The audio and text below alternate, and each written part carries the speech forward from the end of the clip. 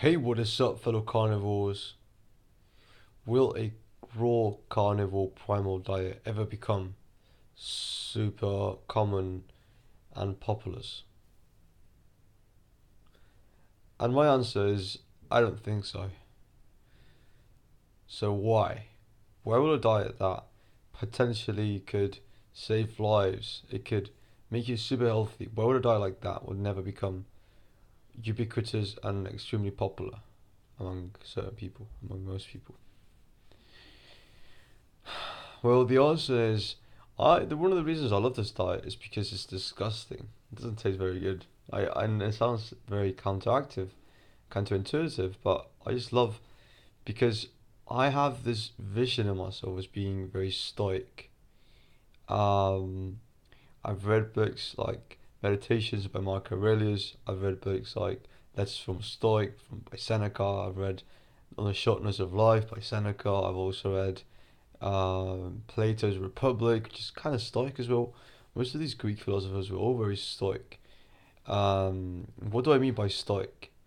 Well, being stoic just simply means not having massive ups and massive downs, being able to control your mood, being completely unbiased and faced by adversity, just basically being a man. In fact, if you read a poem called If, you will get a very good idea of what being stoic means. And I think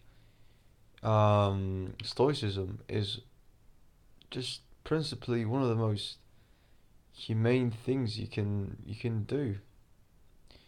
I think Tyler Lopez was this one who I heard this quote from, which is civilizations are born stoic and they die Epicurean. And Epicurean just means the complete opposite of stoic. So basically, giving in to your desires, to your whims, and to your wishes. That's what being Epicurean means, or hedonistic, however you want to put it. So, discipline is freedom, as that guy from Extreme Ownership, I recently heard, says. And most people just simply don't want to take the hard path, whether that's in business, whether that's in what they study at school, whether it's so hard as watching TV or learning a new instrument. They'll always go for the easier path, and it's kind of something ingrained in most organisms, which has had a very good evolutionary advantage in the past, which was the law of minimal effort. Uh, so the least you did, the more chances you had of conserving energy and putting your genes out there. But that's not the case anymore. We're not like that anymore. So you've got a chance to do a lot of things and be very productive, but most people just won't. And that's the main reason why I think the carnivore diet will never stick to like it's become very popular because like cooked food does taste better. Like I'm not gonna lie,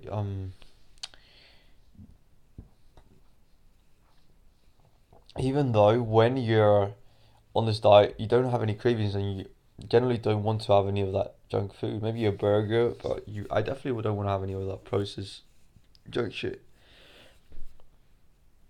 No, the pastries and the processed buns and stuff. I honestly don't want any of that stuff and don't have any cravings at all. Any of the sugar. Uh, but yeah. So basically, I just don't think that people will become extremely stoic in the next 50 years unless something catastrophic happens. Um, and we'll keep becoming dumber and lazier and more unskillful. And that's that. But to be honest, that's always happened. And unless we have a society that's conscious about these dilemmas and places mechanisms which counteract these natural impulses, we'll always have these problems. So the way I see it is, unless we have those things in place, there's always going to be certain different classisms and categories and divisions of people. There'll always be people on the top and there'll always be people on the bottom. Um, Both from a from a genetic component and also from a cultural and learnt coefficient. So that is what I wanted to say. So peace.